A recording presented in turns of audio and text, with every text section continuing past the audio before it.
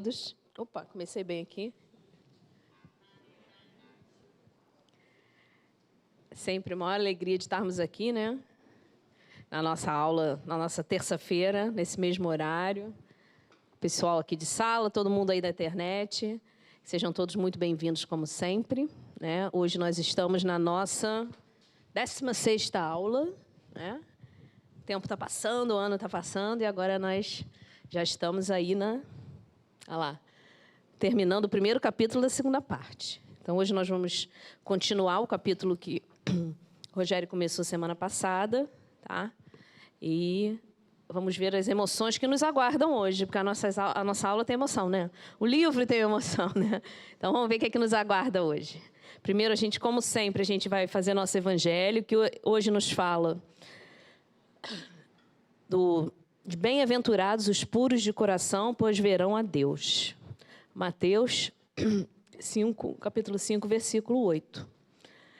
E deixai vir a minhas criancinhas, não as impeçais, pois o reino dos céus é para aqueles que se lhes assemelham. Eu vos digo em verdade que todo aquele que não receber o reino de Deus como uma criança, nele não entrará. Está no Evangelho de Marcos. Tá? E a explicação subsequente, que está no capítulo 8 do Evangelho, no item 3, né, que é o bem-aventurados os puros de coração, nos fala o seguinte: a pureza do coração é inseparável da simplicidade e da humildade. Ela exclui todo o pensamento egoísta e orgulhoso. É por isso que Jesus toma a infância como símbolo dessa pureza, como a tinha tomado para o da humildade. A criança, não podendo ainda manifestar nenhuma tendência perversa, oferece-nos a imagem da inocência e da candura. Jesus não diz de uma maneira categórica e absoluta que o reino de Deus é para elas, mas sim para aqueles que se lhes assemelham. Nós estamos falando desse tema, o orgulho, egoísmo, né? Humildade, um tema recorrente no nosso livro, né? Então, a gente vai entender que realmente a gente pode fazer esse caminho, né? Caminhar para a pureza de coração, para sermos puros, simples e humildes, como o nosso querido protagonista está fazendo esse caminho, não é isso? Então, a gente vem acompanhando o esforço, a partir de então, a vontade e o esforço dele para que realmente ele tenha, né, como Jesus nos disse, se assemelhar a uma criança no sentido da inocência, né, da humildade. Tá bom? Então, nós vamos agora juntar nossos pensamentos, já preparados pelo nosso evangelho, por essa ambiência maravilhosa da casa da irmã Maria Angélica, sempre felizes por aqui estarmos, corações gratos por podermos fazer parte desse trabalho, desse curso maravilhoso, com a certeza de que a espiritualidade querida, os benfeitores responsáveis pelo curso estão presentes, nos ajudando, nos inspirando. Irmã Maria Angélica também sempre tão presente conosco, que todos juntos podemos ter nossas percepções aclaradas, o raciocínio aberto, corações livres para podermos sair daqui compreendendo um pouquinho mais dessa doutrina, de todos esses ensinamentos que esse curso sempre nos traz a cada terça-feira. Graças a Deus. Bem, então eu já falei um pouquinho, já disse que hoje a gente vai fazer a segunda parte do primeiro capítulo, né? A gente está fazendo a segunda parte, vamos fazer... Gente, é uma confusão danada. Eu mesmo estava botando o nome na aula, tinha parte 2, parte 1, eu não sabia. A gente está estudando a segunda parte do livro, né? Os últimos 10 capítulos. Estamos na segunda metade do capítulo 1. É isso, gente. Tá. Então, a gente hoje vai ver isso. E, como sempre, antes de nós vermos de conversarmos sobre, né, o nosso assunto de hoje, nós vamos ver o que aconteceu no capítulo passado, que foi a primeira parte deste mesmo capítulo. Então, como foi o Rogério que falou aqui para nós, ele vai relembrar para todos nós aqui o que ele mesmo falou para a gente, tá bom?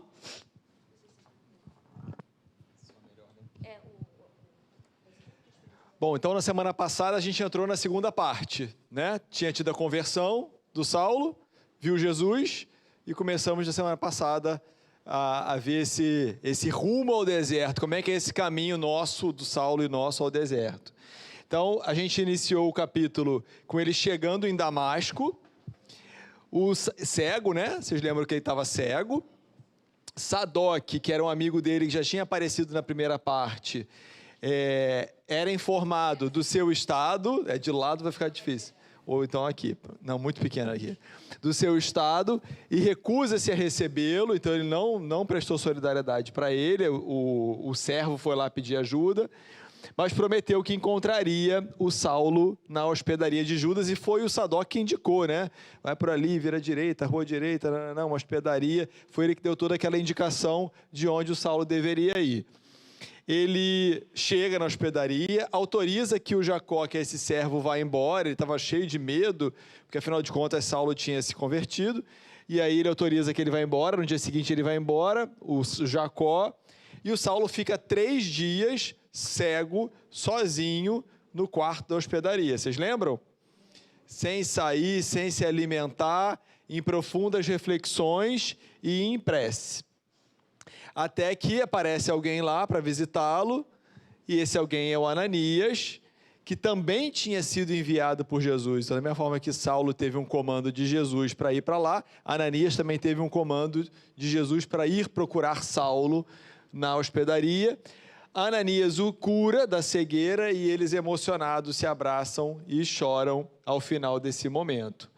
Saulo, então, fica encantado com aquilo tudo, pede todas as informações possíveis sobre Jesus.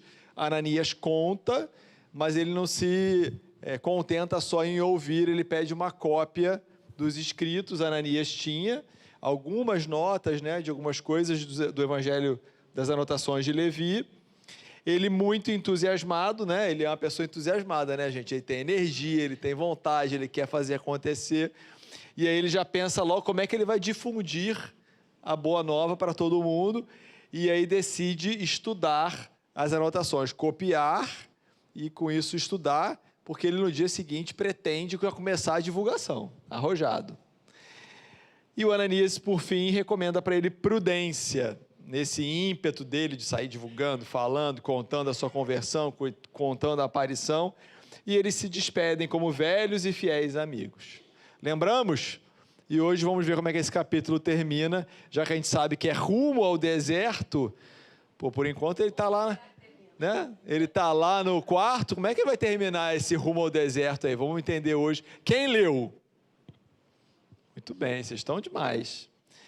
E o que nós aprendemos, né? Óbvio que a gente nunca vai conseguir compilar todos os aprendizados. É porque o aprendizado de cada um de nós é diferente, porque cada um se conecta mais com uma parte, aquele ensinamento cala no nosso coração de uma forma diferente, mas uma coisa todo mundo aqui tem em comum, que é querer sair daqui com o coração mais evangelizado, né? Então, hoje a gente está recebendo um amigo novo ali, o Wings, seja muito bem-vindo. Então, Wings, a gente quer sair daqui com o coração mais evangelizado, tá? Então a gente vai saber um pouquinho mais da Palestina, de Saulo. E agora, o importante mesmo é sair daqui com o coração mais evangelizado, e agora você está com a gente nessa missão, tá? Não pode mais soltar a mão, ninguém mais larga a mão de ninguém. Paulo, mas os tios aqui separam os alunos bagunceiros. Você vê que Nádia e Ana já estão separadas hoje, devidamente separadas, tem uma barreira fluídica ali entre elas para evitar um choque maior. Então, o que nós aprendemos, né? Vimos a influência transformadora e positiva que Jesus tem em nossas vidas, através de várias vidas, mas agora, mais especialmente na de Saulo, fica clara como quando a gente está aberto, disponível, permeável, quando a gente aceita, como que a influência de Jesus pode melhorar as nossas vidas, especialmente quando nós compreendemos e seguimos. Está ao nosso alcance? Total, né? Total, buscar a compreensão, a gente está aqui estudando, e desejar seguir, decidir seguir. Então, pode transformar as nossas vidas. Vimos também que precisamos respeitar as escolhas do próximo, mesmo que elas sejam diferentes das nossas. Certo? Então, temos que saber respeitar e não impor as escolhas. Vamos ver isso várias vezes. Vimos também aqui, relembramos um ensinamento. do Espírito de verdade no Evangelho segundo o Espiritismo, quando diz espíritas, primeiro, amai-vos, segundo, instruí-vos. Então, Saulo já começa aquele movimento ali amando Ananias, que é quem ele tinha de perseguir, e Ananias a ele, mas logo ele começa a querer se instruir.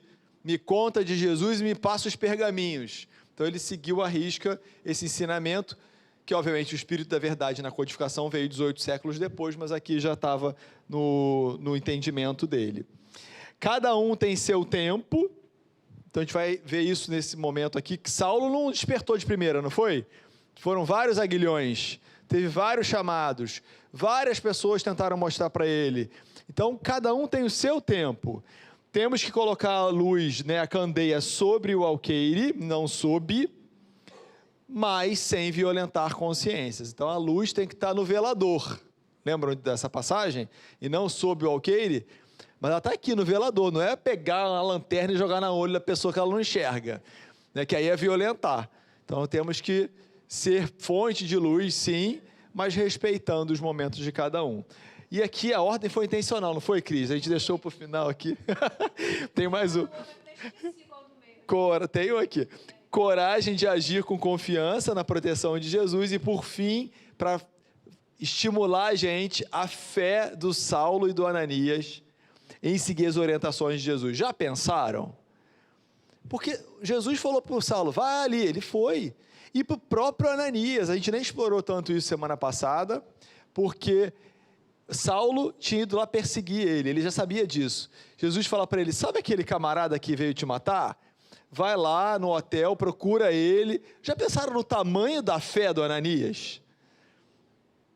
Porque, né? Jesus apareceu para ele e falou, vai lá, você precisa encontrá-lo na pensão de Judas, ele está cego, você vai lá curá-lo. E ele foi. Imagina, se a gente faz isso também. Vamos pensar se a gente tem seguido as orientações de Jesus para a gente, que são várias, tá? Afonso, quer falar? Fala daqui a pouco, quando a gente começar a aula. Beleza.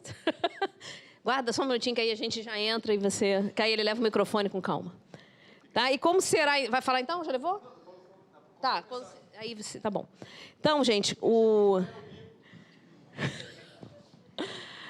na realidade, no dia seguinte, como é que será que estava Saulo? Triste, cabisbaixo, chateado, estava assim, gente. Como que ele estava? Levantou-se lépido e bem disposto, revigorado para a vida nova. A influência de Jesus enchia-o de alegrias substanciosas e duradouras. Ele tinha a impressão de ter aberto uma porta nova em sua alma, com inspirações de um mundo maior. Olha só que bacana isso, né, gente? Emmanuel não é mole não, né? E aí, quando a gente olha isso, a gente vai lembrar de quem? Quando a gente fala em porta, nós lembramos de quem? De? Jesus. Kardec também, Dudu, é a segunda parte do slide, né? Eu sou a porta, qualquer pessoa que entrar por mim se salvará. Está lá no Evangelho de João. E aí a gente vê que Saulo, o que ele fez, gente? Ele rapidamente viu a porta era estreita? Era, né? A porta dele era bem estreita, né? Mas ele decidiu, eu vou entrar nessa porta, mesmo que ela seja estreita, ela está lá. E foi. Concordam?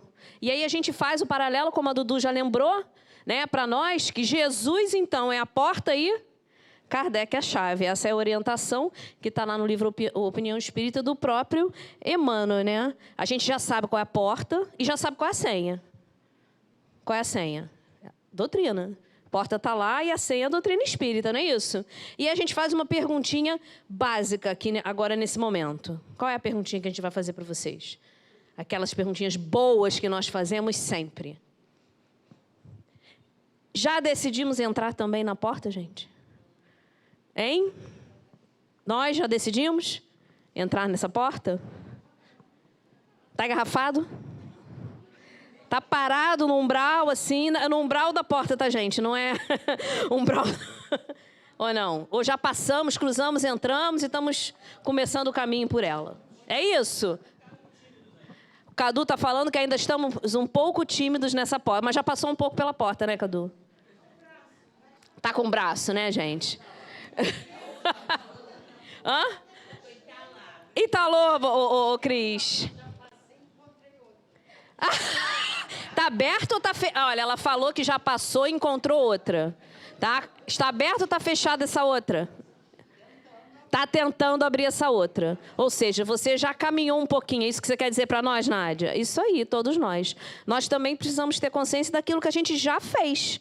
E não só, né, ficar pensando sempre, ai, ainda falta tanto, nós temos um caminho longo, todos nós sabemos, mas algumas coisas a gente já conseguiu percorrer. Pelo menos o esforço, a boa vontade, né, e o querer, nós já estamos com eles em alta. Não é isso? Fala, Afonso. Agora, Cris, pelas nossas dificuldades, a gente pode ter uma ideia do valor das ações do Paulo, né? O quanto, porque para nós também é difícil, para ele não foi difícil? E deve ter sido, né? Muito. Entendeu? Então, continuando ali a nossa história, então, ele acorda revigorado, feliz da vida, mas ele resolve visitar de novo quem? Ele resolve visitar de novo o Sadoc, né? Porque ele não tinha conseguido falar com o amigo dele, né?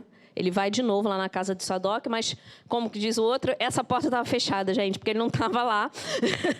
E dessa vez ele realmente não estava, né? Então, mesmo com a atitude que Sadoc tinha tido, né, com a chegada dele a Damasco, a gente já até recordou agora que a atitude foi essa.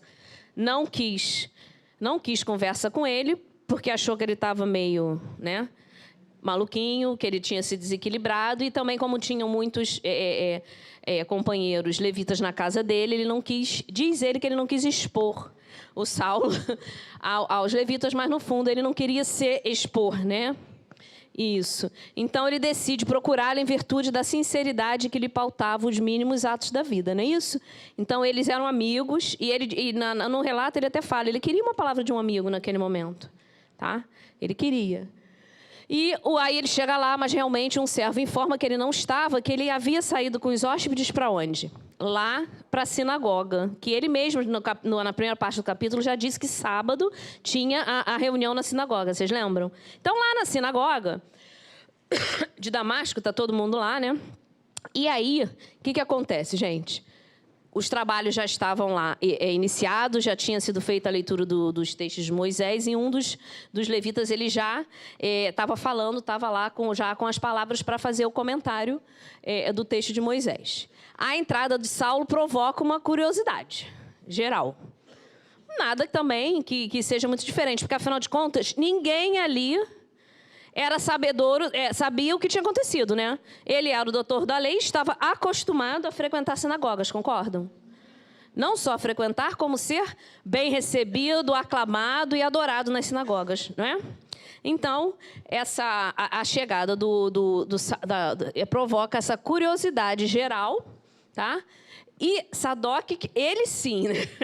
Ele já sabia como estava o Saulo, ele empalidece, né?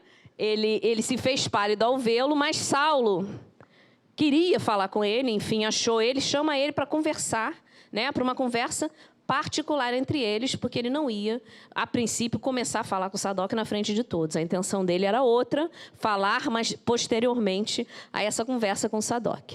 E aí Sadoc revela que chegou a ir à pensão de Judas, mas com as informações passadas lá pelo hoteleiro, né, da hospedaria, desistiu de ir ao aposento. Aí ele ainda comenta assim: incrível que tenhas se rendido aos sortilégios do caminho. O Sadoc realmente ele não entendia, não aceitava, estava fazendo exatamente o mesmo papel que Saulo fazia em relação aos homens do caminho anteriormente. Não é isso, gente? Ele estava exatamente no mesmo comportamento, ele não mudou de comportamento. O comportamento dele diferente foi que ele realmente, a partir do acontecimento do Saulo ter se rendido, ele já estava, né? O Saulo não era mais o Saulo, aquele Saulo para ele, né? Ele já estava começando, já estava ressentido. E aí Saulo conta que viu Jesus ressuscitado. E Sadoc acredita, gente? Não. né? Claro que não acredita, e não só não acredita, ele meio que zomba, né? Do Saulo, zomba da informativa. E ainda pergunta a ele, será que não poderia ter sido adeptos do caminho disfarçados do carpinteiro? Ele realmente, né, deve estar pensando que o Saulo não está bom da cabeça mesmo. E aí ele começa ele divide com Saulo as suas preocupações em relação a quê? A mudança de comportamento do Saulo, né? A troca de comportamento do Saulo de doutor da lei para seguidor do caminho. E ele faz uma série de considerações de tudo que poderia acontecer ou que vai suscitar na sociedade com o Saulo. E ele começa a elencar, a falar isso, né? Ó, você vai causar, Saulo, profunda vergonha. Os colegas de farisaísmo hão de arregalar os olhos com a defecção. Ele vai falando para o Saulo. E ele diz que ele mesmo só tinha aceito o cargo de perseguidor dos cristãos porque ele, né, por amizade a Saulo. Porque quem estava comandando a parte de perseguição dos cristãos em Damasco era o Sadoc, a pedido do Saulo. E agora você me vem com essa? Eu estou aqui porque eu aceitei, porque eu, né, fazendo uma coisa a seu pedido, e você agora quer voltar atrás? Ele questionava. E a notícia da conversão, obviamente, iria atrapalhar as perseguições, porque o Sadoc agora também já estava vestido do próprio perseguidor, né? Desde lá do início, quando eles conversaram, que o tio do Sadoc foi curado, né? Que ele já tem todas aquelas... tudo contra os homens do caminho. Aí ele começa a perguntar, e seus parentes? E a sua posição? Seu cargo? O nome que você já conquistou? Né? E aí a gente percebe como é que era essa amizade. A amizade, como era a amizade, então, entre o Sadoc e o Saulo? Era uma amizade verdadeira? Não. Né? Ali a gente começa a perceber que a amizade era uma amizade baseada, né, em interesses do mundo, interesses mundanos. E ali naquele momento, Emmanuel até diz, está escrito, né, ambos entendem que agora, entre eles, existe uma linha divisória. Né? Eles mesmos compreendem, né? Mas Saulo não fica zangado com ele. Mudou, hein, gente? Ele não fica zangado. Desde que... Eu acho que foi na aula passada, né, Rogério? Ele compreender, né? Ele compreende, né, Sadoc, porque ele tinha visto Jesus. O Sadoc não. Né? Então, ele compreende ainda a atitude, essa atitude hostil de Sadoc em relação a ele, em relação a esse novo posicionamento dele. Ok? Então, ele se coloca no lugar do Sadoc, né, gente? Isso é bom para nós. Às vezes, a gente está danado, o amigo está brabo com a gente, não está concordando em nada, e a gente para, deixa eu pensar aqui, por que será que ele está reagindo assim? Será que, às vezes, a gente não poderia fazer isso para, né, para evitar um desentendimento? Quando eu estava lendo isso, eu logo pensei isso. Muitas das vezes, uma das maiores dificuldades que a gente tem é se colocar no lugar do outro e enxergar a situação sob a perspectiva do outro. Isso nos ajudaria demais a resolver conflitos, porque, às vezes, a gente consegue ser mais indulgente, mais benevolente com o comportamento daquela pessoa. Fala, Anabela. E talvez ele nem tenha se dado conta de que ele pensou exatamente igual Estevão. Porque quando Estevão estava lá, ele falou, eu conheço Jesus, ele não conhece ainda. Estevão fez, é isso mesmo, foi boa lembrança. Boa lembrança. Semana passada eu assisti isso, eu estava em casa com uma vontade de falar que vocês não imaginam. Não pode falar de casa. Tem que vir à aula, viu? Aí você consegue. Pois é. E ele aí, quando ele fala isso, quando ele pensa isso, né, que Sadoc não conhece Jesus e ele já conhece, ele repetiu exatamente, quer dizer, interiorizou mesmo, né, o ensinamento. Quem leu o capítulo vai entender que, na realidade, aqui, esse capítulo, Saulo vai provar do seu próprio, se a gente puder dizer assim, do seu próprio veneno. As situações que ele vai passar foram exatamente situações, né, que ele fez outras pessoas passarem. Então, isso tudo aqui é o quê, gente? Saulo já viu o que ele ia enfrentar, mas ele já sabia também, né? Ele estava um pouquinho romântico, tem um momento que ele achava que ele ia chegar lá, ele, com a autoridade dele de doutor da lei, ia falar de Jesus e ia todo mundo aceitar. Ele começou a pensar, na realidade, né, ele já foi vendo que essas realmente são as premissas do acolhimento que o aguardava, né, nesse novo momento de vida dele. Tá? Mas isso não fez ele desistir. Isso para ele não importava. Vocês lembram que quantas vezes a gente viu Estevão dizendo que não interessava o que fosse ocorrer com ele, até com o corpo físico, ele ia em frente levando a palavra de Jesus, não é isso? E aí ele continua falando, eu repito, vi Jesus de Nazaré e eu devo proclamar que nele reconheço o Messias prometido pelos nossos profetas mais eminentes. Ele afirma isso de volta para Sadoc e ainda continua.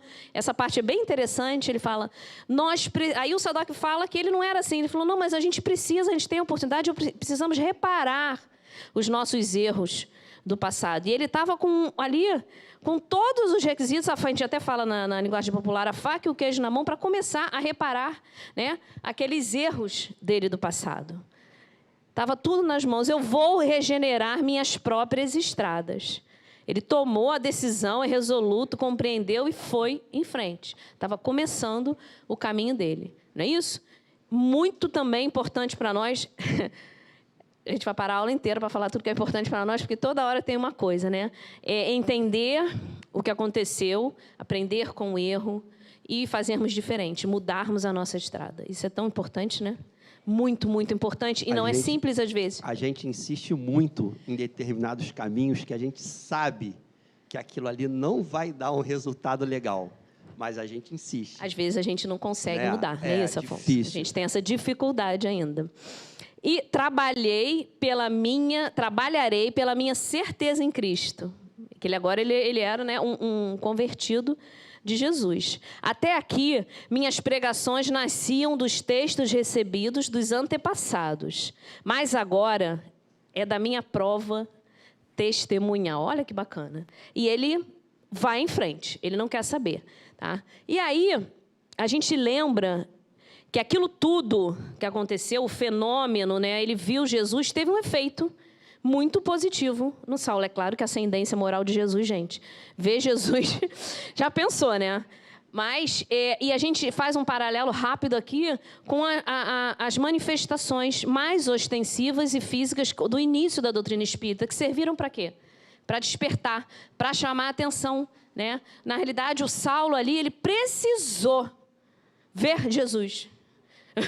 Ele precisou ver, né? E muitas pessoas também, a doutrina espírita começou com as manifestações ostensivas exatamente para mostrar. Depois é que realmente veio toda a parte moral, a elaboração da filosofia da doutrina espírita, né? Então, às vezes, realmente é necessário essa parte do fenômeno para despertar. No caso do Saulo, foi uma mágica. Mas não foi só isso, ele já vinha mesmo, né? Mesmo com tudo que ele exteriorizava, no fundo, volta e meia nós víamos que ele ficava pensando, ele já estava pensando, mas ainda não tinha se dado a chance. Fala, Carlos, tem que dar o microfone. Teve uma aula que eu disse que o espírito de Saulo era um espírito evoluído. Pois é, aí eu já mudei essa perspectiva. Para mim é um espírito diferenciado, né? Porque Jesus, né, Deus não ia escolher uma pessoa que não tivesse alguma habilidade, entre aspas, né, para levar a sua palavra adiante. Aí eu fico me perguntando, né, se cada ação nossa ruim, né, o nosso perispírito fica marcado, o de Saulo devia estar negro, né? Porque, né, tanta coisa, né? Então, eu entendo que você... Então, quer dizer, nesse decorrer da vida dele, a gente vai ver, né, futuramente, né, que, logicamente, esse perispírito dele vai clarear. Então, a minha pergunta é essa, né? A gente pode, vamos dizer, clarear o nosso perispírito em uma vida... Saindo um pouquinho do assunto, o que é a nossa densidade perispiritual? Ela está diretamente proporcional a quê? A nossa evolução, né? Quanto mais nós caminhamos, mais fluídico, menos denso é o nosso perispírito. Voltando agora aqui para as marcas do perispírito. sempre que nós fazemos alguma coisa e há necessidade de reajuste, mesmo a gente vai caminhar, nós vamos fazer a nossa caminhada de outra forma, uma caminhada melhor, mais evolutiva. Com certeza, nós vamos minimizar as consequências daqueles nossos atos, mas se houver a necessidade, é para aqueles atos que houver a necessidade de colheita, isso vai acontecer, entendeu? Então, provavelmente, sempre existe a questão da expiação, né? Então, em alguns momentos, a expiação vai ter que ocorrer, mas, com certeza, muitas vezes ela é minimizada. Por quê? Porque se o espírito já aprendeu exatamente naquele ponto, tá? Ele vai ter uma história um pouquinho mais suavizada. Eu não sei se eu te expliquei, mas à medida que a gente vai crescendo, evoluindo, fazendo aquisições morais, nós vamos ficando com um perispírito mais evoluído, mais fluídico, mais translúcido. Era essa a sua dúvida? Você quer limpar o seu perispírito, Carlos? Tá sujo? Não sei, de todos nós, né? Não tá, Rogério? O nosso perispírito não é assim, aquela limpezinha. Mas, à medida que nós vamos caminhando, tá? Nós temos a possibilidade, sim. Existe até aquela história da questão do monge, da pessoa que ia perder o braço e perder o dedo. Vocês lembram dessa história? Ele mesmo, em vida, fez algumas aquisições e que aquilo não era mais necessário para a evolução do espírito. Porque tudo que a gente passa são coisas necessárias a quê? A nossa evolução, e são reajustes que a gente precisa fazer com a lei de Deus que a gente se equivocou. Tá bom? Quem está com o microfone? Cris. Eu acho que a gente pode colocar também aí aquela parte que Jesus diz: a quem muito foi dado, muito será pedido. Daqui para frente, o Saulo recebeu muito. Aí vai pesar muito mais o que ele fizer. Agora que ele recebeu, que ele entendeu, que ele aceitou, vai ter, assim, tipo, peso 10. E o que estava antes podia ter peso 2, porque ele ouvia falar e tal, mas ainda não tinha recebido. Então, a gente quando sair daqui, a gente tem mais peso do que antes. Sim, a gente, né, quanto mais nos é dado, e a Paulinha está falando aqui, que o amor cobre a multidão de pecados. A gente, na semana passada, falou, né? Porque o Saulo tinha como ele ter acertado de primeira? Tinha. Mas ele só tinha a primeira revelação, né? Ele tinha a lei de Moisés. Depois, agora, ele teve Jesus, que é a segunda revelação. Então, segundo o critério da Ana... Ele já entendeu isso. Peso 10. A gente está com que peso, gente? Que a gente está com qual revelação, já Rogério? Tem a terceira revelação. Façam a conta aí do nosso peso, né? Vai faltar calculadora. Então, a gente está o peso 10 elevado a 10ª. Já tivemos mais conhecimento ainda, né? Exatamente. Tinha alguém falando aí? Oi, Cris. Tem que falar no microfone.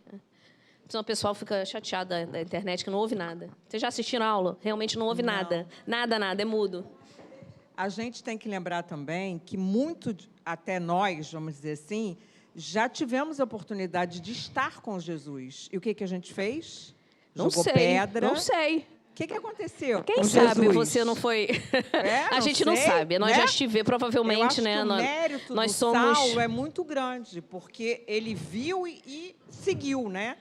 Muitos viram e apedrejaram e mandaram matar, enfim. É que ele viu Jesus, foi mais impactante porque ele viu Jesus que já tinha morrido, né? Então foi mais uma, né, uma comprovação da grandeza desse espírito.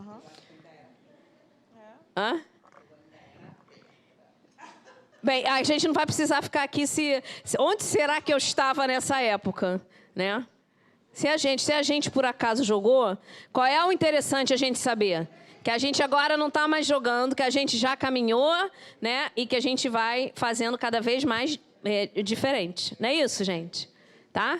Então, e aí o que Sadoc faz? Saulo, não vai.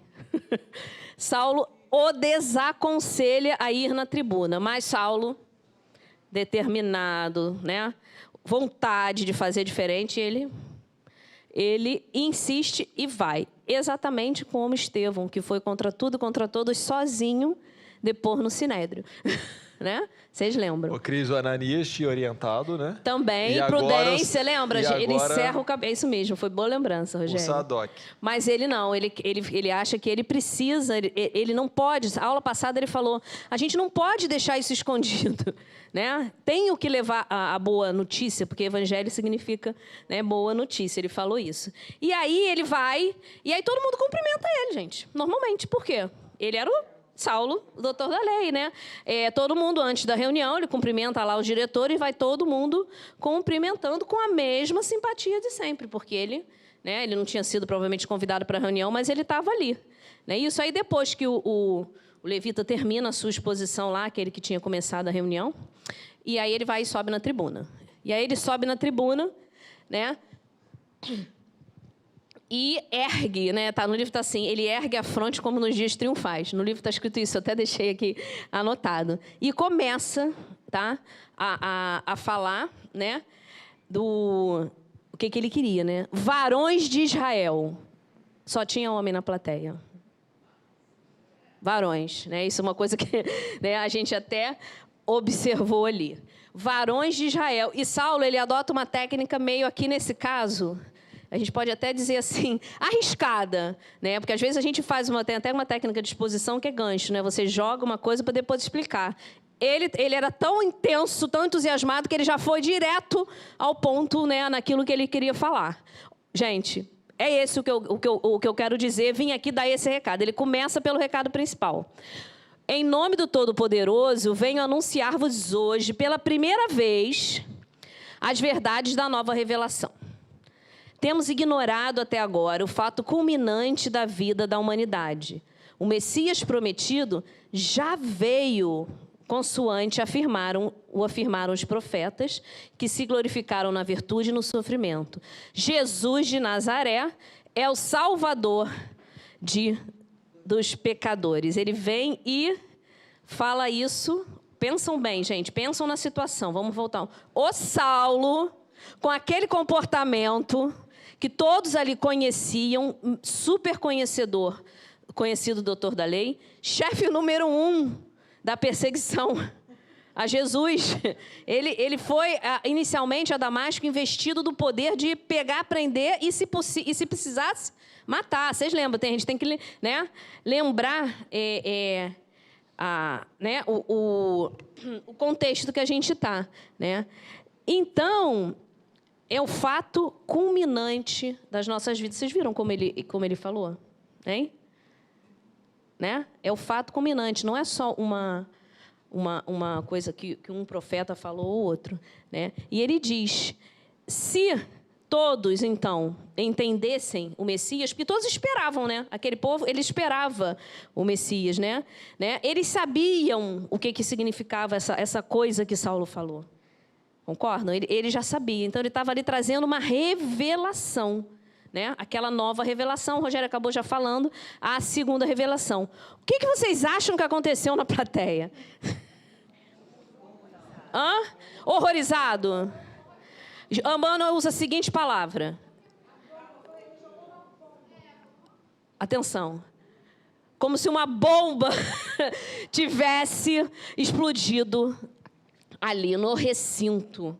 Aliás, ele diz mais, se uma bomba tivesse explodido, não ia causar tanto espanto. Com certeza, isso era esperado. Mas Saulo, ele fica aquele zum, zum, zum, mas por enquanto ninguém está, né, se manifestando, agressivo, falando nada com ele. E aí Saulo só explica, né, ele continua explicando o porquê daquela situação, ele continua pedindo, não se assombrem, né? E ele faz rapidamente uma retrospectiva de quem ele era, né, da sua atuação, dizendo assim, ele vai dizer, eu vou só passar rapidamente, eu que sou eu, que fiz tudo isso aqui, que eu vou falar agora para vocês, me converti. E vocês não vão se converter? Então, olha só, o que o Saulo disse, resumindo.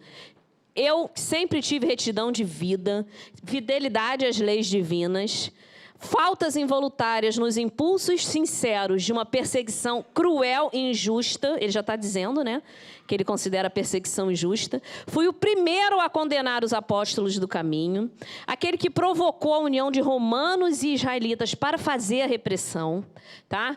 Varejou lares sagrados. encarcerou mulheres e crianças. Eu fiz isso tudo. Submeti alguns à pena de morte. Ocasionei vasto êxodo das massas operárias. Criou o espírito de sombras e terrores para todos os espíritos mais sinceros. Ele deu um currículo bonito aqui. Né, Cris? Eu estava fazendo esse slide e lembrei da Cris. Né? E aí, tudo isso, e aí ele conclui, né, gente? Tudo isso na falsa suposição de defender a Deus. Como se Deus, né? Como se o Pai necessitasse de defensores, né? Então, ele ali se coloca, né? De tudo que ele foi e como ele tinha se transformado. Mas aí ele continua, num determinado momento... Na viagem para essa cidade, eis que Jesus me aparece e me pergunta: Saulo, Saulo, por que me persegues? Aí, nesse momento, para variar, ele ficou o quê? Super, ultra emocionado de novo, né? Aquela voz eloquente dele se enterneceu e lágrimas, né? Corriam na face dele. Naquele momento, ele interrompe um pouco a pregação, porque ele fica muito emocionado, né? Naquele momento ali que ele está recordando o quê? A ocorrência decisiva, né, gente? Do destino dele. Então, ele fica emocionado. Para um pouco. Com certeza, ali naquele momento, ele deve também trazer, né? Emocionar a plateia. Apesar, né, deles não saberem direito, mas eles sentem, né, a comoção, o que ele está mostrando. Imagina o Saulo chorando ali na tribuna, gente. Inesperado para todos. Então, pelo menos, surpresos eles ficaram, né? E, com certeza, ficaram com a pulga um pouco atrás da orelha. E aí, Saulo continua. Ele recupera, né? E ele continua falando. Então, o ardor da pregação deixava em todos ressonâncias emocionais. As pessoas não estavam, né, imunes, não é isso? E aí, mais rompeu no recinto, gente, um vozerio estranho. Aí, acabado aquele momento assim meio que de comoção, o que eles fizeram? Aí começou lá aquele movimento, né? Uma vozeria danada, os fariseus interpelando Sadoc, uma enorme confusão na sala, e eles começaram a falar um monte de impropérios pro Saulo, olha lá. Covarde, blasfemo, fora o traidor de Moisés, cão do caminho. Eles começaram a gritar isso, esses elogios, essas palavras. E quem foi considerado caluniador, blasfemo anteriormente? Estevão, né? Exatamente num plenário, né? No Sinédrio. Aqui era a sinagoga, não era o Sinédrio, mas era o mesmo público, né? E ele tá sendo exatamente, né, considerado a mesma coisa, não é isso? Então, os mais afeiçoados ao ex-rabino julgavam-no acometido de uma enfermidade. Eles descrevem, né? E achavam, não queriam, né? Não estavam tão contra ele, achavam que ele não estava bom da cabeça. E aí começou uma discussão, porque aí eles começaram a entrar em conflito com aqueles fariseus mais rudes se atracando em luta. Isso aqui é interessante. Bengalas foram atiradas à tribuna, ou seja, eles partiram para a agressão física, né? Pega a bengala, né? Eram anciãos. E aí jogaram bengalas na direção do Saulo. Tá? Isso porque é dentro de um templo religioso, né? É de idosos, que são fraquinhos. Jogaram as bengalas. Um tumulto generalizado, não é isso? A gente evoluiu um pouquinho. Eu acho que a gente tem razão, Rogério. Né? E aí, só que sempre tem o quê? Alguma voz um pouquinho mais... Isso, aquela voz mais calma. E foi quando um dos levitas mais idosos, tá, levanta a voz, porque imagina no meio da algazarra, ele tem que levantar a voz mesmo, não é isso? E com toda a energia, chama todos a acompanhá-lo em um dos salmos de Davi. Todos aceitam o convite, né? E os mais exaltados repetiram a prece tomados de vergonha. Meio que ele acalmou o ambiente, tá? E com a prece. Né? Então, é sempre... Aí a gente vai fazer uma seguinte perguntinha. Né? Quantas vezes, não é isso? A gente tem oportunidade de fazer alguma coisa nesse sentido, de apaziguar, de evitar um julgamento precipitado, não só nosso, mas às vezes de um grupo, e a gente perde essa oportunidade e incentiva o outro lado, vai no comportamento da manada. Será que a gente ainda faz isso? Hein? É sempre um alerta para todos nós, né?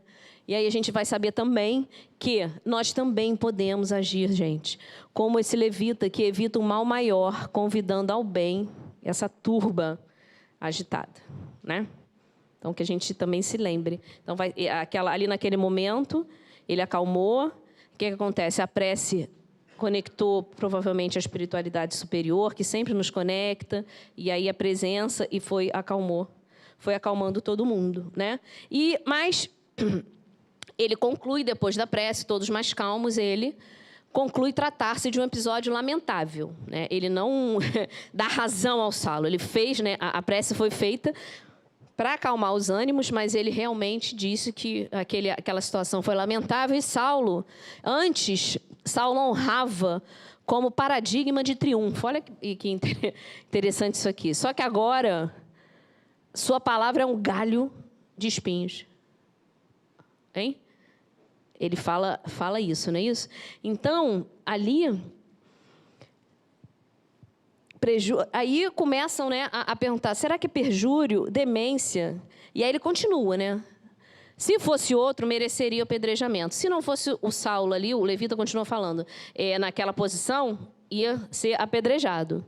Mas com o seu histórico, ele fala assim, deixe que Jerusalém o julgue. E encerra, né, as atividades da sinagoga naquele dia.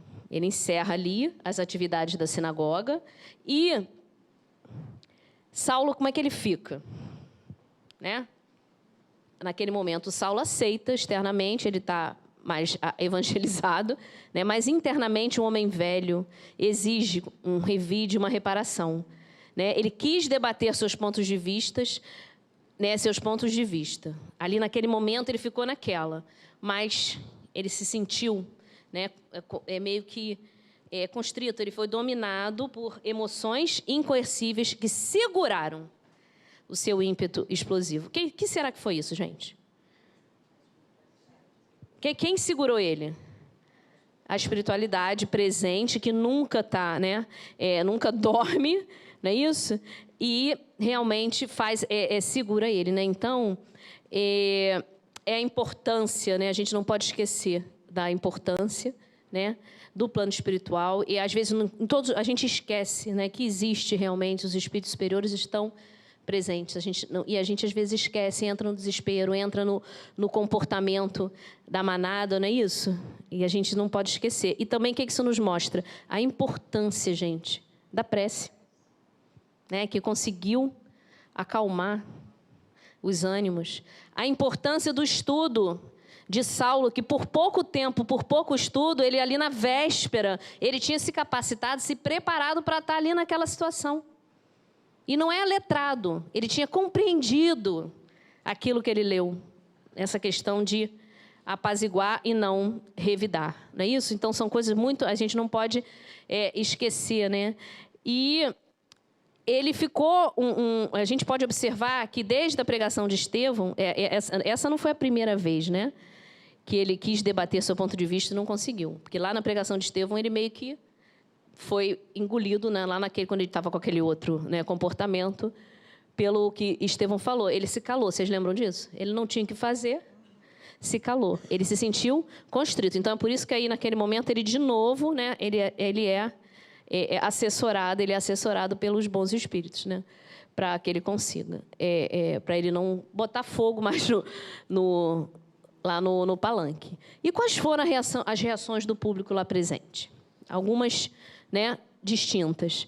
Os velhos afeiçoados dele de Damasco abandonavam o recinto sem lhe fazer qualquer saudação. Olha lá, são os afeiçoados, né? Não querem saber dele, ignoraram. Os levitas de Sítium, eu nunca sei falar isso. Sítium, pareciam entendê-lo, porque estavam, olha lá, o olhar é o espelho da alma, gente, pelo olhar que estavam dirigindo a ele, mas também não fizeram nada, né? E Sadoc. Gente, não vou falar a palavra não que vai falar.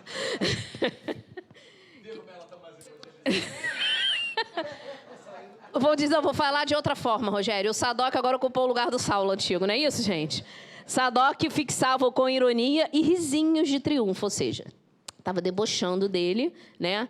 Sem entender, né? E Saulo, tá dito assim, ele diz, gente, eu preferia que me esbofeteassem, ele, né? Tá lá no livro, que me batessem, que me prendessem, que me flagelassem, mas que deixe, né? Do que fazerem isso comigo, tirarem de mim a oportunidade de discutir, né? As minhas ideias assim tão claras, que eu tenho tanta certeza, né? Com tanta lógica. Ele já estava ali com tudo na cabeça, ele realmente tinha uma inteligência privilegiada, né? Todos nós sabemos. Ele leu pouco, mas fora do que ele leu também, ele já conhecia. Ele já tinha ouvido Estevão, ele já sabia mais ou menos exatamente o que era, né? O que eram os ensinamentos de Jesus, não é isso? E ele ficou ferido, ele ficou magoado, ferido no fundo. Espera um instantinho, microfone, Regina. Fala, Regina. Eu acho depois que você é a Patrícia. ele foi tocado pela espiritualidade, mas ele também, o homem velho dele, falou hello. Lembra quando Sim, Estevão é isso que a gente falou ali. O homem velho está ali. Você discutir com você as ideias e você, quando não tinha mais argumentos, você partiu para agressão. Então, aquele homem velho dele falou, peraí. Afinal de contas, ainda estava por ali, tá né, aqui, gente? Né? Tô por aqui o homem ainda. velho não estava totalmente despido, né? Ele ainda tinha esses ímpetos. E ele ficou super magoado porque ele disse assim, eu não estava ali numa forma de me projetar, de me exibir, não era uma forma egoísta. Eu estava ali exatamente alertando-os, tentando fazer o bem para todos. Né? Ele não estava ali se exibindo para uma conquista pessoal. Né? Então, ele fala que realmente ele se sentiu meio bem revoltadinho, não é isso? E aí ele lembra, tá? Fala, Paty, desculpa. Pode ser? Tá. Então, ele acostumado estava com o quê? Com aplausos, não é? Então, acostumado com aplausos, ele fora vítima da própria ilusão dele, porque ele achou que ele ia chegar lá e ia abafar, né, gente? E aí... Continuou, né? Então, acreditou que para falar com êxito sobre Jesus, bastava ser ele, Saulo, né? Bastavam os louros efêmeros, olha lá, gente. Aí ele já fez a análise aqui, ele é rápido, né? Bastavam os louros efêmeros já conquistados no mundo. Ele achou que isso era suficiente, mas ele viu ali já que realmente a parte material é efêmera, posição social, tudo isso não adiantava nada, né? Aí, depois de todos saíram, Saulo sentou num banco e chorou. Ele chorou. Como o Rogério disse, ele agora já é desidratado, né, Rogério? Ele está chorando. Não sabia que o Saulo era o maior chorão da face da terra, mas a gente chegou à conclusão que né? Ele chorou em um capítulo, tudo que ele não chorou. Depois que ele chorou com a morte da Abigail, pronto, abriu a porta das lágrimas, né? E aí ele começou a ver que realmente, né, ali a luta entre a vaidade e a renúncia de si mesmo. Ele começou a entender, né, essa luta que ele estava travando, não é isso? E aí ele se lembra de quê? De Ananias. Ele se lembra de Ananias, falou... Quanto Ananias falou que Jesus, isso Estevão também dizia, né, que o quanto importava sofrer por amor ao seu nome. E com isso ele se pacificou e falou, vou procurar Ananias. Vou lá falar com ele. E foi, né? Ele foi até o Ananias e contou para o Ananias o que tinha acontecido. O que Ananias fez? Qual foi a reação de Ananias? Ficou surpreso? Eu te disse, ele não falou isso não, mas ele falou, não se surpreendeu, Ananias, gente. Ele não se mostra surpreso, porque ele sabia que isso ia acontecer, avisou, tá? E aí ele fala, né, olha só que bonito, para a tarefa de semeador, é preciso, antes de tudo, ajuntar as sementes, olha lá, no seu mealheiro particular, para que o esforço seja profícuo. Ele meio que deu só um de relance ali, assim, Saulo, você tem que caminhar um pouco mais para você conseguir. A gente vai detalhar um pouco adiante. Um homem de vida pura e reta está sempre pronto a plantar o bem e a justiça, né? E aí, ele fala isso para Ananias. E Saulo já tinha uma vida pura e reta? Não, né? A gente sabe que não tinha. Nós temos. Por que a gente sempre faz essa pergunta, Rogério? De nós. Hein? Uma perguntinha, né? Nós também não temos uma vida pura e reta. O que a gente vai fazer, então? O Saulo e a gente. Caminhar, sofrer, Roberto. Né, mais ou menos isso, né? É necessário caminhar, é necessário fazer acontecer, né? E Ananias fala, é necessário testemunhar no próprio sofrimento antes de ensinar. Os que não forem integralmente puros ou nada sofreram no caminho, jamais são bem compreendidos por quem lhes ouve simplesmente a palavra. É a exemplificação, é o testemunho, é o caminhar, né? Fazendo, né? Passando por tudo aquilo. Tudo que é de Deus reclama grande paz e profunda compreensão, né? Então ele falou, a gente precisa, vai sofrer, a gente precisa meio que se capacitar. Ela quer falar, cadê o microfone, gente? Hein? Ali, a Márcia. Educar-se para educar. Bom, enquanto o microfone chega lá, a Roberta falou que é necessário sofrer. Foi isso que o Ananias disse para ele? A frase é testemunhar no sofrimento. Qual é a diferença? Testemunhar no sofrimento. Saber sofrer. Porque sofrer só não é caminho, certo? É testemunhar no sofrimento. Durante as provas que a gente vai passar, é dar o testemunho. O que significa isso? Né? Ter resignação. Resignação, não reclamar, compreender, usar aquilo como alavanca de transformação. Isso que é a linguagem dele de testemunhar no sofrimento. Testemunhar a fé através do sofrimento. Não é o sofrer, não. Bom, sofri, pronto, tô quite. Isso não adianta, né, gente? Não é isso.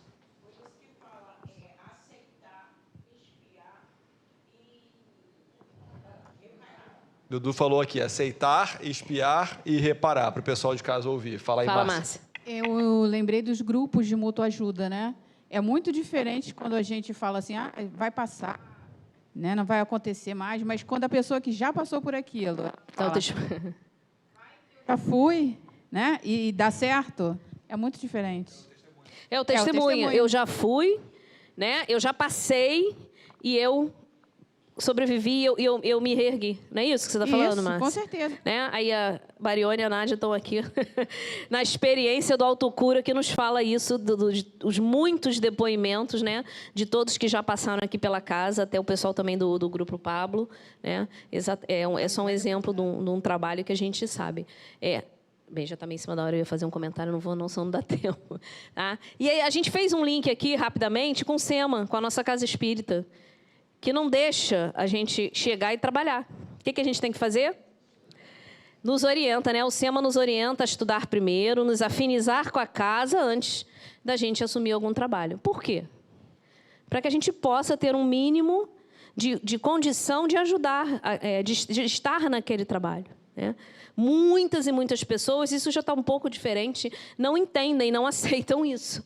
Mas, hoje em dia, o comportamento também já está diferente das pessoas que chegam aqui à nossa casa, já compreendem, né? Porque a gente vem fazendo um trabalho, explicando, e aí as pessoas já estão entendendo. Então, é sempre importante. Né? E ele aí até fala, ele dá uns exemplos no texto, né, de Jesus. Né? Ele teve 30 anos entre nós, preparando-se para estar conosco nos últimos 3 anos, né? Ele fala isso. Ele ficou aqui, né, para suportar, né, para suportar a presença em apenas 3 anos, tá? E a gente, oi? Tem que perguntar o quê? Ao SEMA, o que queres que eu faça? Tô aqui. O que é para eu fazer, né? Olha que o SEMA vai responder, Alexandre. Eu te respondo mais tarde, quando chegar em casa. Vou te mandar uma mensagem de texto. O Rogério manda de mensagem e eu respondo ao vivo. O que é que o SEMA quer que você faça? Porque você já tem todos os cursos, então não tem mais o... Então é isso, gente. A Correia já tem todos os cursos, já pode trabalhar, já está afinizado com a casa, né? Então já está aqui o convite, como sempre, fica de pé. Tá? E aí a gente lembra... Companhia, né? Já tem companhia, né? Tá? A gente lembra, né, do próprio Jesus, de Estevão, de Chico Xavier. Não é isso, gente? De expositores, assim, que usavam, né, que arrastavam até a multidões pelo exemplo do testemunho do sofrimento deles, né? Vocês viram o exemplo do Estevão? Ele estava ali, firme, com tudo o que acontecia com ele. E o próprio Chico, ele foi muito julgado, né? Chico Xavier, ele foi muito perseguido, teve muitas doenças físicas, teve muitos problemas na infância, a gente sabe a orfandade dele, né? Era extremamente humilde. Então, são exemplos, né, que a gente pode trazer para ver que a gente pode fazer, né? Passar por esse sofrimento, passar pela vida, sabendo passar. É como se a gente se capacitasse para, né, poder seguir adiante. E aí, aquelas ponderações de Ananias acalmaram um pouco a alma de Saulo, né? E Ananias continua falando com ele. É possível que você não venhas a ser pai, porque Saulo já tinha contado para ele que não ia casar porque a mulher da vida dele era Abigail, ela tinha morrido, né? Então, é possível que não venhas a ser pai, mas terás os filhos do Calvário, né? Em toda parte. Não viste Simão Pedro em Jerusalém rodeado de infelizes? Aí ele lembra, dá o exemplo. Olha, você pode fazer a mesma coisa, você vai seguir. Você está seguindo nesse caminho. E aí ele encerra, né, a pregação é um pouco maior, a conversa, depois vocês veem. É preciso morrer para o mundo, para que o Cristo viva em nós. É importante a gente entender isso. O que é morrer para o mundo? É viver de luz?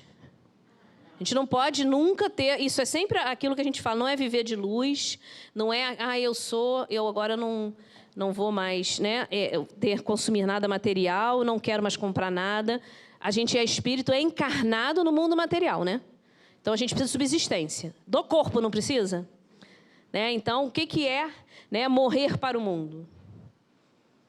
É nos despirmos de tudo aquilo, né, que nos apega à matéria, que nos dificulta a nossa caminhada moral. Isso significa morrer para o mundo, morrer para aquelas coisas que estão atravancando a nossa caminhada, né? O apego excessivo às coisas, seja a bem material, seja a pessoas, as nossas dificuldades morais que a gente enfrenta, é tudo isso que a gente precisa morrer para os apelos do mundo, né? É isso. O que não significa que a gente vai virar santo e que a gente não pode comprar um carro, que a gente não pode ter uma roupa, que a gente não pode apreciar também, dentro de tudo que o nosso trabalho da matéria nos oferece, as coisas materiais. Fala, Déia. Ela está muito longe, tem que ter microfone. Cadê a Andréia? Cadê aí? Cadê a Márcia? Rogério, tem que levar o microfone. Sou eu que vou levar, o Rogério hoje está sentado. Vou fazer igual a Ivonete, o Paquito da Xuxa vai levar para ela. Isso. Pode deixar. A Ivonete estava inspirada na Xuxa na festa junina. Não foi, ó? Eu lembrei, Cris, de Fala, André Déia. Luiz, porque, na verdade, não só das coisas negativas, das nossas imperfeições, das nossas sombras, mas a coisa do mundo, a profissão, né, o seu personalismo. Então, ele queria continuar fazendo o que ele fazia, só que divulgando o Evangelho. André Luiz desencarnou e, assim que ele melhora, né, na espiritualidade, quando ele é recolhido, ele quer trabalhar como médico. Não podia, né, Déia? Então, aqueles são as nossas... O nosso apego à matéria mesmo, né? Isso aí. Manter aquele personalismo. Boa lembrança do André Luiz. Isso As mesmo. ilusões, né? Nossas ilusões, como ele falou ali. Isso aí, exatamente, né? E aí, nesse momento, quando ele faz essa coisa, ele se lembra de quem? De Gamaliel. Aí depois ele fala, gente, como que eu esqueci? Ele, pelo menos está escrito isso do Gamaliel, meu mestre, né? E ele foi envolvido por aquelas ponderações tão mansas, tão amorosas de Ananias, que resgatou uma relação de amor e amizade que ele tinha com o mestre dele, que tinha ficado abalado quando Gamaliel decidiu partir para o deserto para poder estudar os ensinamentos de Jesus. Aquilo ali fez ele rememorar aquele sentimento e ele se lembrou de Gamaliel. E ele fala, né? Eu iria ter com o velho mestre em Palmira. Ele resolveu ir, Palmira no deserto, onde estava o Gamaliel, e ele também buscou lugares ermos para meditar sobre as sublimes verdades. Gamaliel era como um pai para Saulo e certamente teria dele conselhos generosos. E o amor e a amizade que ele tanto estava buscando, né? E aí, na mesma hora, Ananias acha uma excelente ideia, né? Ele aprova com um sorriso. E neste mesmo sábado, ainda à noite, ele vai levar Saulo aonde, gente? A uma reunião humilde dos adeptos do caminho que tinha lá, né, em Damasco, que não era a Casa do Caminho, era um outro local, mas ele vai levar nessa reunião dos seguidores do caminho em Damasco. E não era uma igreja, tá? Mas era uma casa de uma lavadeira que alugava a casa para ajudar a sustentar o seu filho, que era paralítico. E aí Saulo até falou, gente, é como se fosse uma miniatura daquilo que ele conheceu lá em Jerusalém, na Casa do Caminho. Tá? E a Ananias quem está chefiando e presidindo a reunião lá da Casa do Caminho, não é isso? E é engraçado que a imagem não está dando para ver, mas observar que diferente lá da sinagoga, onde só tinham homens, essa reunião tinha mulheres também, né? Então, era frequentada por homens e mulheres, né? As mulheres não eram isoladas da reunião religiosa. Quem eram os participantes? Será que eram iguais os da sinagoga? A gente já fez essa pergunta lá na frente, a gente até repetiu-la aqui. Quem é que estava presente lá? Míseras criaturas da plebe, mulheres analfabetas com crianças no colo, velhos pedreiros rudes, lavadeiras que não conseguiam conjugar duas palavras corretas. Olha como ele está descrevendo para ver o nível de humildade, né, daquelas pessoas presentes. Anciãs de mãos trêmulas, amparando-se por cajados fortes, né? Doentes, misérrimos, né? Então, tudo aquilo mostrava o contraste, né? Como a gente já fez lá na frente da Casa do Caminho, lembram? Com o Sinédrio, exatamente a mesma coisa, é o contraste que ele está relembrando aqui da sinagoga de lá de Damasco com o pessoal do caminho, tá? E Ananias é quem está presidindo, ele fez a leitura dos ensinos de Jesus, né? Usando uns pergaminhos lá dele, comentou a página, como está se desenrolando a reunião lá. Ilustrou com a exposição de fatos significativos de seu conhecimento ou da sua experiência pessoal. Ele estava mostrando o quê? Né? O testemunho, o fazer, como que faz. Ele não está só falando, né? Contou a todos sobre o que aconteceu com Saulo, né? Sobre a visão lá dele e também a sua própria experiência que teve com Jesus. Eu acho que essa aqui é a experiência com Jesus que ele teve, né? A visão dos dois, né? Tá certo. Não, mas depois é que ele contou a história dele de Jesus, com Jesus, mas foi no outro capítulo. Estou misturando as ideias. Estava rindo aqui sozinho que eles também tinham cajados, né? Na outra reunião tinham bengala, eles jogaram as bengalas. É verdade, boa comparação, né? E aí já viu o que eles vão fazer, eles não vão jogar cajado no Saulo, não. Né? Eles vão agir com ele de outro jeito. E fim da exposição, então, esse trecho é tão bonito, gente, depois vocês leiam, essa parte é muito, muito... Bem, todo capítulo é lindo, tá? Não deixem de ler. Todo capítulo, livro, né, não precisa falar. Fim da exposição, percorria as filas dos bancos e impunha as mãos sobre os doentes e necessitados. Ao lembrar as alegrias de Jesus, quando servia o repasto aos discípulos. Fazia-se modesta distribuição de pão e água pura em nome do Senhor. Saulo comeu e achou gostoso. Ele comeu o pão, né? E aí ele conclui com uma prece, tá, fervorosa, pedindo ao Senhor que protegesse o novo servo em sua demanda palmira no deserto para onde ele iria, né? E aí Saulo, o que aconteceu com Saulo nesse momento? Chorou, gente. Saulo chorou de reconhecimento e gratidão. Mas, ao mesmo tempo, enquanto ele estava ali, ele estava na cabeça dele comparando tudo que ele tinha antes, na vida dele, no Sinédrio, na coisa, com tudo que ele estava presenciando ali. Ele faz uma série de comparações mentais enquanto está ali envolvido naquele momento. Importante, então, aprendermos, isso aí a gente sai rapidamente um pouquinho do livro, como eram as práticas do cristianismo primitivo. Nós já falamos isso aqui algumas vezes, dessa vez a gente resolveu trazer um slide falando sobre isso, né? Entender tudo que a gente falou, né? A prática tanto em Jerusalém, na Casa do Caminho, como aqui em Damasco, a gente observar, né? Como é que é realmente o verdadeiro discípulo de Jesus e refletirmos como ele se perdeu, o cristianismo, ao longo dos séculos. infelizmente, ele veio, né, poder, dominação dos homens, ele veio se perdendo. Então, tanto os fariseus perverteram os ensinos trazidos por Moisés, né, e os profetas, como os cristãos, mais tarde perverteram, todos os cristãos, nós, os ensinamentos de Jesus. Né? E fica nosso aviso para quê? Para que a gente não faça o mesmo com a nossa doutrina, né? Porque a doutrina espírita é o consolador. Como consolador é um cristianismo redivivo, a gente sabe disso. Nós precisamos sempre manter a simplicidade e pureza para não perdermos, né? Devemos zelar pela causa e pela casa. Aqui no nosso caso, o SEMA fez 34 anos, né? Propósito e pureza doutrinária. Então, os cristãos de Damasco impressionaram Saulo vivamente, arrebataram-lhe a alma, né, para uma afeição imorredora. Um a um apertaram-lhe a mão e os velhos mais humildes beijaram a mão de Saulo. Né? E ele ali, cheio de afeto, ficou injetado de novas forças. E pela primeira vez na vida, ele olhou para uma criança, demonstrou interesse pelo sorriso das criancinhas, tomando nos braços um menino doente, fez-lhe festa e acariciou os cabelos. E a gente lembra ali da nossa passagem de abertura, né? Que Jesus falou, que deixai vir a mim as criancinhas. Foi a primeira vez, ele estava ali já entendendo a simplicidade, ele começou a enxergar realmente tudo de uma nova forma. E aí, o Emmanuel vem e fala o seguinte, gente, aí naquele momento, encerrando. Entre os acúlios agressivos de sua alma apaixonada, começavam a desabrochar as flores de ternura e gratidão. Acúlios são espinhos, né?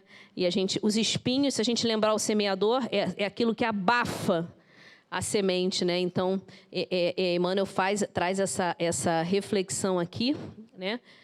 E Ananias já tinha falado anteriormente, né, dos ensinos de Jesus, como as sementes que Saulo precisava ainda plantar dentro de si, e Emmanuel faz essa referência aqui também a esses espinhos. E realmente o contato com os doentes, com as crianças, essa nova caminhada era que ia abafar, né, esses espinhos, retirar esses espinhos do coração do Saulo, tá? E aí eles foram embora, Ananias e um grupo de irmãos acompanharam Saulo até a pensão de Judas, e sob o luar, estreitamente unidos e reconfortando-se uns aos outros em comentários cristãos. E ele diz, isso é verdadeira irmandade. Isso é que é amizade, não o que existia antes na vida dele. Ele tem a impressão, né, que as genuínas comunidades do Cristo, a amizade era diferente de tudo que ele já havia vivenciado. Havia um cunho de confiança, como se os companheiros tivessem ascendente divino. Todos falavam, como se nascidos no mesmo lar. Todos somos irmãos. Expunham ideias com serenidade e geral compreensão do dever. Os comentários tinham franco e confortadora alegria, sentiam-se sob a tutela do Cristo, que era amigo invisível presente, a quem ninguém deveria enganar. E a gente bota só mais uma observação aqui, antes de encerrar. Olha lá. Vamos tirar uma foto disso aí. Gente, guia, modelo para nós, espíritas. E a gente só faz aqui, já acabou nossa aula, mas a gente só falta um pouquinho, a gente vai acrescentar um pouquinho, uns 2 minutinhos, né? Será que a gente já encontrou isso aqui no SEMA? Será que a gente encontra pessoas aqui no SEMA, mesmo entendendo as dificuldades evolutivas de cada um, a gente se sente numa família? Né? É importante a gente se sentir, a gente se sente. Né? Então, a gente entende, né, que nós estamos juntos, irmanados. É importante a gente encontrar isso. É claro que cada um de nós tem nossas dificuldades, tá? Mas é uma forma, né, de relacionamento que tem que existir no grupamento espírita. Não é só para fora. Nós aqui precisamos conviver. Sábado nós estivemos juntos, foram momentos assim maravilhosos, sem necessidade de bebida, de nada. Todos nós nos confraternizamos. Estava todo mundo aqui super feliz, não é isso? Então que a gente se lembre dessas orientações que estão aqui no livro. E aí ele encerra, né, no dia seguinte, na companhia de um serviçal contratado, ele parte para Palmira, a famosa cidade, situada no oásis, no deserto. O camelo carregava as provisões e ele seguia a pé. Ele fez questão de seguir a pé, iniciando a vida com os rigores que seriam benéficos mais tarde. Ele já estava ali entendendo que ele não tinha mais aquela posição, ele podia até ter ido como um doutor da lei, ele tinha dinheiro para isso, mas ele quis ir na simplicidade andando, né? Contar como um beduíno e com as suas próprias forças.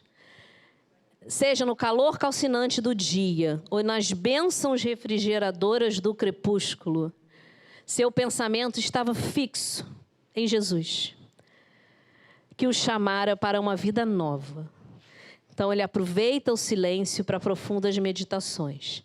E, por meio da natureza, parecia receber o pensamento de Cristo que lhe falava carinhosamente no coração.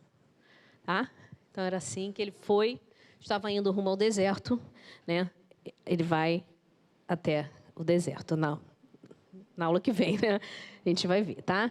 Então, a gente agradece demais a ajuda, a participação de todos nesses momentos assim tão fraternos e de tanta reflexão para todos nós, e que possamos ir agora para os nossos locais de destino, sempre amparados pela espiritualidade amiga, agradecendo mais uma vez por aqui termos estado nessa casa de luz, nesses momentos de luz aqui no nosso curso juntos. Graças a Deus. A aula que vem a gente então está no capítulo 2, que se chama O Tecelão, também está dividido em 2 partes. Tá bom, gente?